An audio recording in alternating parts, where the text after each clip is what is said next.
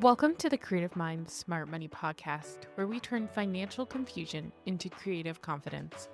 I'm Samantha Eck, bookkeeper and fractional CFO for creative entrepreneurs.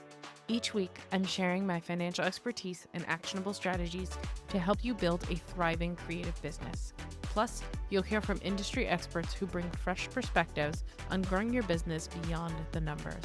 Because building a successful creative business starts with strong financial foundations. Your next chapter starts now. You're listening to the Creative Minds Smart Money podcast, and today's topic is cash flow forecasting. Like I said in the CFO episode, we would be talking about a few of these coming up. So we're going to focus on cash flow forecasting. We're going to talk about profitability. We're going to talk about some common KPIs that creative service providers need to be looking at.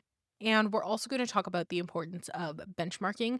But today we're really going to focus and narrow in on the cash flow forecasting.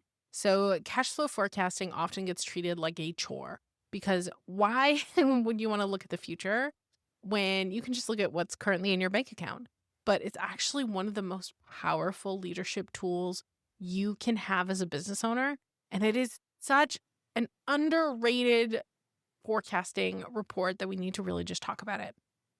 So in this episode, I'm going to show you how you can use cash flow to grow, hire, and rest so that you can have complete and total clarity on your business. So cash flow forecasting is different from just bookkeeping because like I've mentioned before and talked about before, bookkeeping is based on what's already happened. So when I'm in there and I'm categorizing and I'm reconciling and I'm looking at your books, that's everything that has happened in the past. It's not anything that's happened in the future. It is past data that I'm looking at and making sure that it is accurate. Now, that's not to say that bookkeeping is not important. We need that past data. We need your bookkeeping to be up to date in order to get you these critical financial strategies and forecasts that we need to look at. So forecasting, when we think about it, it's what's about to happen, like what's going to go on in our business. So it shows you how much cash you'll have on hand on a week by week, a month by month basis based on your income you know to expect and the expenses that you know are going to come in. And it's not a perfect report. I will tell you that right now. Forecasting is very volatile. It's very something that based on the information we put in, it's not going to be perfect, but it's more about being prepared than it is about being perfect. We want to utilize the data to kind of see if we can plan around it. And of course, the easiest way to have some sort of cash flow forecast is if you have monthly recurring revenue. If you have variable revenue, it's a little bit harder, but that's when we really lean on that historical data, like I was saying. So you want to have good books and good historical data in order to really utilize a forecast or a cash flow forecast. So you might be wondering, okay, that's great, but why is a forecast so critical for growth? I talked about this a lot in the last episode, but a forecast is really critical because it's going to help you determine if you can hire right now, if you need to delay an investment, or if you have enough to pay yourself. And I want to just really narrow in on those right now. If you were saying, okay, I want to hire a new account manager for my business. I know they're going to cost an extra $700 a month. Can I afford that? And we punch that into your forecast and we say, okay, how is $700 a month going to impact your business over the next 5-6 months? And we see that you can hire them this month, but next month, you have a client leaving, your income is immediately going to drop. We know that maybe it's not the right time to hire right now, A, or B, we know that you need to get another client before you can feel fully confident in being able to hire right now. Same thing with the investments. If you're looking at that and you're saying, I want to purchase a $5,000 educational course so that I can grow my business because I feel like this is going to be so valuable, it'll just help you determine if you need to delay it. Because again, not necessarily delay it, or if you need to have more clients. If you're like, okay, I need one more client before I can buy this month, and then I will feel comfortable. Or if you're like, okay, you know what? I have some expenses dropping off in the next couple months. I'm going to wait a couple months to get it. And also analyzing and saying, okay, I know I need to pay myself $5,000. I'm going to predict that across the next few months. So if I'm making sure that I'm paying myself $5,000, how much do I have left over? That's why it's so critical to being able to grow your business, because you're going to have all of that data at your hands and being able to actually understand if you can hire, if you can invest, if you can pay yourself. So a forecast just lets you respond early instead of reacting late. Because of course, again, if you're looking at 6 months from now and you're like, hey, just as an example, you're like, I'm going to hire a bookkeeper, and we put that in your forecast and we see that $500 a month or $1,000 a month is fine for right now. But in 6 months, when you have some clients who you're not sure if they're going to renew or not, that income is going to be down. Now you can say, okay, well, what do I need to do to make sure that in 6 months I can keep this bookkeeper? Because now you're going to know. You're going to know exactly what's coming and how you can prevent it. Okay, so now we've kind of talked about it. I want to talk about what a good forecast includes. I'm not going to teach you how to make a forecast. That's really hard on a podcast. That's really hard to actually explain and go through. But I really want to talk about what a good forecast includes, so that maybe you can kind of help. I can help you piece together some form of forecast so that you can do something yourself. So the first thing you're going to need is your starting cash balance. And before you're like, okay, I'm going to put in the $5,000 I earned last month. No, we don't do that. Your starting cash balance is the money that you have in the bank right now. So if you have $3,000 in the bank, that is your starting cash balance, not the income you have coming in, not the income that you had from last month. It is the money that is in your bank account today. That is your starting cash balance. The next thing is your expected income. So anything from your contracts. So maybe you have an outstanding contract or a payment plan from your retainers. If you're a social media manager and you have clients that have retainers, from any launches that you might be launching this month. Maybe you're launching a new course and you expect to make $30,000 from that course over the course of the month. Again, that's expected income. And then, of course, any sort of other launches that you might be launching. Maybe you're launching a new service. Whatever income you think that you might be making in the next month, the month after. Usually we try and predict a set amount with a percentage increase based on either historical data or what you think is going to happen. So for example, if I'm using myself as an example, I try and onboard 5 clients a month that average between $500 and $1,500 in retainers. So if I cut that in half and say, okay, the average client is going to be, $750, that's a 30% increase. So I'm expecting to grow 30% every month if I got all 5 clients. So I'm putting that data into a forecast and saying, okay, how do I get there? I need to get all 5 of these clients. They need to be around this much. And that just helps me to predict that. Then you have your fixed expenses. So your fixed non-negotiable expenses are things like payroll, software subscriptions that you need for your business, and then things like rent for your building, not rent for your own personal needs, rent for your business.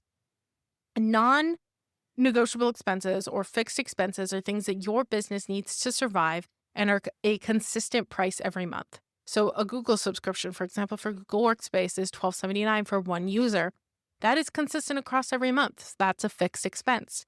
Then you also have your variable or seasonal costs, or what I like to call your variable expenses. So this is things like ad spend, things like maybe you have a contractor who works variable months. Maybe you have a contractor who works variable hours. That is kind of like a variable cost. Whatever you have that is not a set cost is a variable or seasonal cost. And then at the end of the day, you have your target buffer. So what you need to feel safe. So if we're talking about what I'm talking about with those 3 to 6 months, you want to make sure that that buffer is in there. So with all of this kind of coming into play, we're making sure that we don't drop below that buffer that you've set. Again, a forecast isn't something rigid. I know you might be thinking it's something similar to a budget, but it's not rigid. It's responsive, and we're going to update it like it's a living document. So as the month goes on, we make sure that it's consistently updated so that it's consistently accurate. It helps us to know, okay, so if I send my clients a monthly or a weekly update, I can say, okay, based on the expenses that we've had so far this month, we're expected to hit a negative this month. So that client knows one of two things. Either they need to draw back on expenses, they need to hold back expenses, or they need to increase their revenue so that they don't hit that negative month. So it just gives you that kind of like responsiveness that you need in a business to survive. So now that we know the basics of a good forecast, we know what one is. What changes when you start forecasting? Because you're like, okay, Samantha, but why does this even matter? Like, how is it going to impact me? Of course, when we start forecasting, hiring stops being such a big leap because it's logical. You know, if you can afford to hire, you know how much you could afford to hire someone for. And if that's not a price that you want to hire someone for, you want to hire them for more, you know that you either need to have better, like more clients or better paying clients or whatever that is. You stop underpaying yourself as a just in case because now again you're accounted for in your forecast. You know that you need to pay yourself $5,000, $9,000 a month, whatever it is, and there's no more just in case because that's in your forecast. You know that you could afford to pay yourself $9,000 and that you'll still have $5,000 left over at the end of the month unless you change something. And then, of course, you can align things like launches, price changes, or investments with your actual financial readiness. You know that uncertainty is now a strategy and it's going to be a gift to your bank account and to your nervous system because you know what's coming. You know you can do things. You know you have a launch coming up in July. You know that you can plan some bigger expenses around them because your launch is probably going to be successful based on previous launches. Instead of making a decision just because it feels good or just because you think it might be good, you have now data that backs up that decision and is going to empower you to feel confident about it. You're not going to feel like you can't do it or you don't know or like you might go into the red this month. You know. And it's so powerful. And I want that for you. I want that powerful strategy for you, which is exactly why I'm talking about these things. So you might be thinking, okay, so I'm doing a cash flow forecast, but I just don't understand it. When might you need me? When might you need a fractional CFO or someone to kind of step in and give you some sort of advice? We've talked about it before. CFO strategy and everything like that is for every level of business. It's not just for small business or big businesses. It's for all types of businesses. So you can buy a template online. There's tons of templates with cash flow forecasts, things like that. That's great. And I think that it's an amazing starting point for you to just get a template and start forecasting. But what I want you to understand is that most templates don't account for nuances. They don't account for the different income cycles. They don't account for retention rates, and they don't account for the shifting costs. They're expecting you to put in data that you have consistently, but they're not expecting you to really understand what's going on. Now, I can give you a cash flow statement and say, here's your cash flow statement. That is not a forecast. It does not help you with anything. Forecasting isn't just about filling in numbers or looking at numbers. It's about knowing what those numbers mean. It's about knowing that, how the contract labor is going to affect your bottom line. It's about knowing how the revenue is going to kind of feed into the rest of everything. You really want to be able to understand it because we're not just tracking money. We're really focusing on creating a narrative of where the business is going and how you're getting there. So if you're like, okay, I feel like I'm not getting that out of a cash flow like analysis or a cash flow forecast, then that's when you definitely need someone to come in and kind of help you with that. And I'm totally open for discovery calls or to chat about this. Cash flow forecasting is a completely separate add-on, so you can get it at any stage. If you are in my lowest package to my highest package, I don't usually offer it to people I don't do bookkeeping for because in order to forecast appropriately, I need to know your numbers. So I can do it, but it might not be as accurate as if I was doing your bookkeeping. So if you enjoyed this episode, please like it, comment, share it with a friend.